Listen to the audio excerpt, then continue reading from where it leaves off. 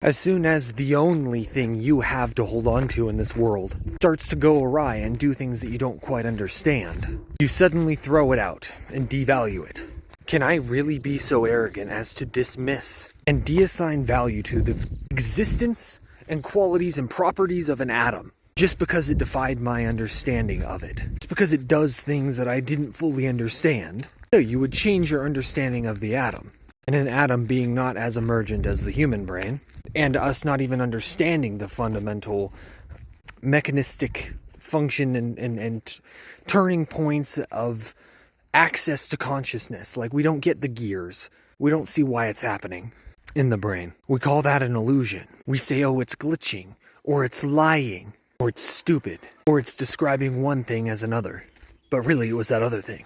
I get the ancient culture saying, oh, that volcano exploding as the god's anger would lead you to maybe be skeptical of the idea of God. But who said they weren't just stupid? Who said it wasn't just that simple? Their limited worldview told them something that the true God makes pale in comparison. So the volcano God that people were talking about is nothing compared to what it actually... They just weren't talking about the real thing.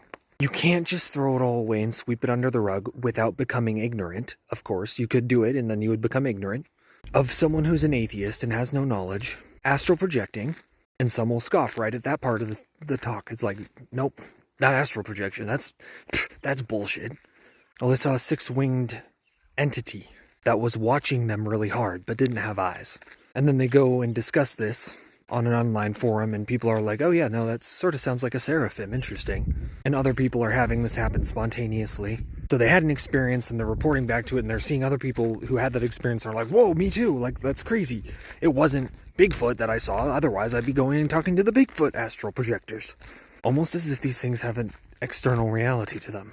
We are very quick to dismiss near-death experiences, DMT trips, mystical visions, and dreams, as well as deep forms of meditation, as being side effect emergent phenomena of some materialistic scientific process. Those things don't happen every time. Not every time you take shrooms do you encounter an entity. People love to say it's just your subconscious mind. But what, every person has seraphims in their head? Just waiting to be tapped into in the right way? Why that? Why isn't your visual cortex overlaid with these structures all the time? Why do they have to do things in the physical world for you to believe in them? You'd be horrified by the accounts. You wouldn't want that, but maybe they respect that or something? I don't expect to be able to eat the leaf of a tree in my head.